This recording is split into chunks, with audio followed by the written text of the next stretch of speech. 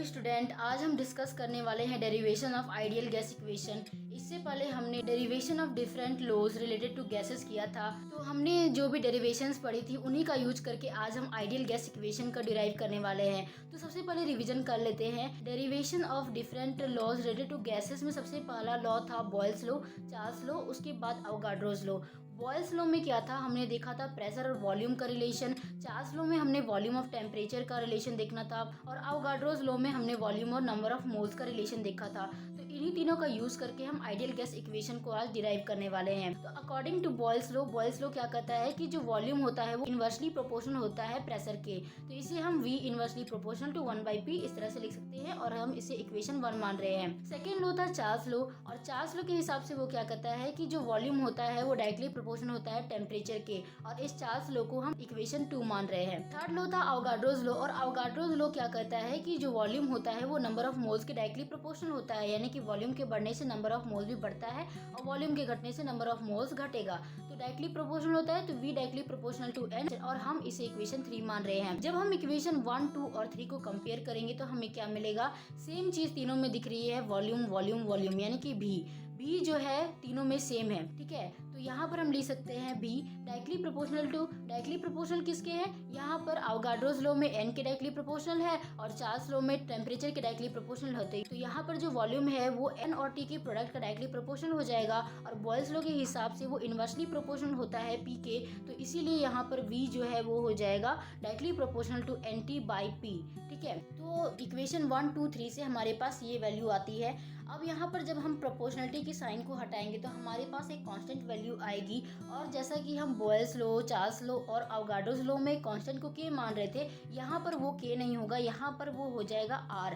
ठीक है, ये जब प्रोपोर्शनलिटी को हटाएंगे तो हमारे पास एक कांस्टेंट वैल्यू आएगी जिसे हम R कहते हैं, और R यहाँ पर क्या है, यूनिवर्सल गैस कांस्टेंट है, जिसकी वैल्यूज हम किस तरह से डिराइव करते हैं वो भी हम आगे देखने वाले हैं। ठीक है, तो हमारे पास फाइनल वैल्यू क्या आएगी, V = R NT/P, ये आती है हमारे पास इक्वेशन 1, 2, 3 से प्रोपोर्शनलिटी के साइन को हटाने पर। अब हम यहाँ पर इसे अरेंज करते हैं, ये यहाँ पर डिवाइड में है तो उधर जाके मल्टीप्लाई में हो जाएगा, तो आ जाएगा PV = nRT। और यही होता है हमारा आइडियल गैस इक्वेशन, जहाँ पर P है प्रेशर, V है वॉल्यूम, N है नंबर ऑफ मोल्स, R है यूनिवर्सल गैस कांस्टेंट और T है temperature. This is the ideal gas equation, और हमारा यहाँ पर डेरिवेशन ऑफ आइडियल गैस खत्म होता है, जिसे हमने बॉयल्स लॉ, चार्ल्स लॉ और अवोगाड्रोस लॉ के यूज से डिराइव किया है। ठीक है, अब हम देखते हैं यूनिवर्सल गैस कांस्टेंट की वैल्यूज क्या क्या होती है। सबसे पहले हमने तो देखा आइडियल गैस इक्वेशन होता है PV = nRT, और ये R यहाँ पर यूनिवर्सल गैस कांस्टेंट है और इसे हमें यहाँ पर फाइंड करना है।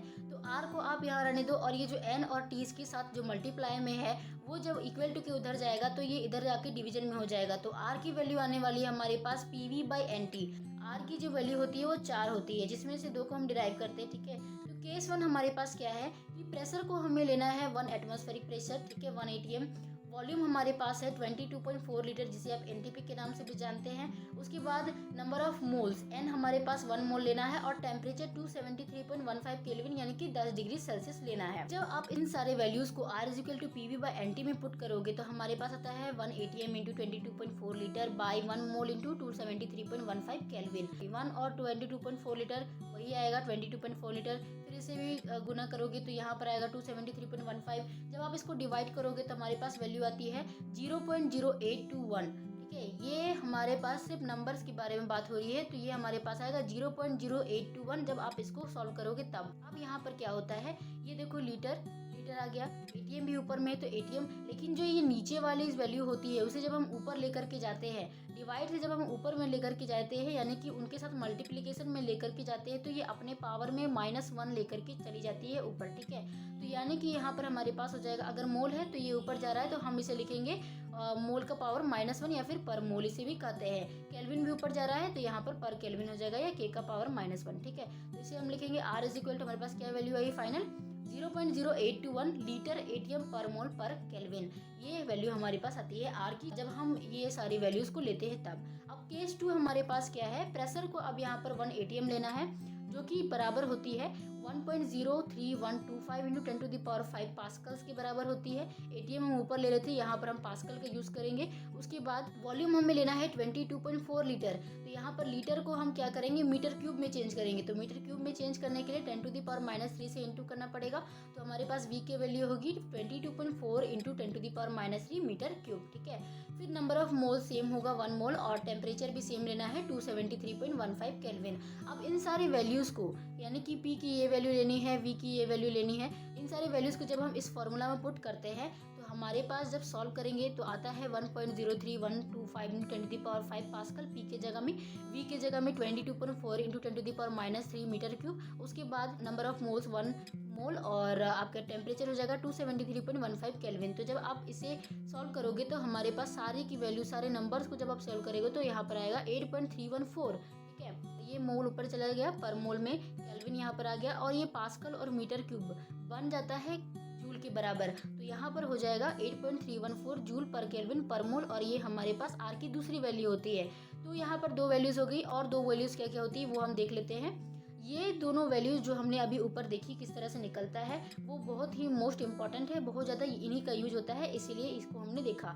उसके बाद जब आप अलग अलग यूनिट्स लोगे, अलग अलग वैल्यू लोगे, तो आपके पास अलग अलग वैल्यूज़ भी आएगी, ठीक है। तो चारों वैल्यूज़ के एक बार हम देख लेते हैं। आर यानी कि यूनिवर्सल गैस कांस्टेंट की एक वैल्यू होती है 8.314 जूल पर केल्विन पर मोल, ठीक है। दूसरी वैल्यू होती है 0.0821 लीटर एटीएम पर केल्विन पर मोल। तीसरी वैल्यू है 1.99 कैलोरी पर केल्विन पर मोल, या फिर जब इसे आप राउंड ऑफ करोगे तो यहाँ पर एक जुड़ेगा तो हो जाएगा 2 कैलोरी पर केल्विन पर मोल। उसके बाद और एक वैल्यू है 8.314 इंटू 10⁷ अर्ग पर केल्विन पर मोल। ये हो गई चारों वैल्यूज़। अब यहाँ पर एक दिक्कत ये आती है स्टूडेंट्स को कि समझ में नहीं आता है, याद नहीं हो पाता है ये वैल्यूज़ क्या होती है। तो आप देखो, आपको ये दोनों वैल्यूज़ याद रखनी है, ये जो डिजिट्स है वो याद रखने होंगे। पीछे की वैल्यू कैसे याद रखोगे, यहाँ पर एक चीज़ सेम है, पर केल्विन पर मोल। आपको चारों की वैल्यूज़ में पर केल्विन पर मोल यहाँ पर नजर आएगा, ठीक है। तो अगर आपको जूल में निकालना होगा तो 8.314 जूल हो जाएगा, ठीक है। और इसी को हम चेंज करेंगे इसमें, तो यहाँ पर जब हम एनर्जी में लेते हैं, अर्ग जिसे कह रहे हैं, एनर्जी के फॉर्म में जब हमें आर की वैल्यू चाहिए होती है तो वहाँ पर कुछ नहीं करना होता है, बस 10⁷ हो जाता है, और जूल को हम चेंज कर देते हैं अर्ग में, ठीक है। तो 8.314 जूल पर केल्विन पर मोल को आप इसे भी लिख सकते हो, यहाँ पर चेंज करो 8.314 इंटू में 10⁷ अर्ग जुड़ेगा, पर केल्विन पर मोल सेम है। उसके बाद जब आपको लीटर एटीएम में चाहिए होती है वैल्यूज़, तो वहाँ पर आपके पास 0.0821 लीटर एटीएम और पर केल्विन पर मोल सब में लगेगा ही, ठीक है। और एक लास्ट हो जाता है कैलोरी के फॉर्म में। कैलोरी का सबसे आसान है 1.99 ना याद करके 2 याद करो, 2 कैलोरी पर केल्विन पर मोल। तो ये चारों वैल्यूज़ आपको बहुत ही अच्छे से याद हो जाएगी। पर केल्विन पर मोल सभी में लेना है, और किस तरह से आप कहाँ कहाँ पर चेंज कर रहे हो, कौन सा यूनिट आपको चाहिए उसको ध्यान दो, तो आपकी यूनिवर्सल गैस कांस्टेंट कभी आपको भूलोगे नहीं।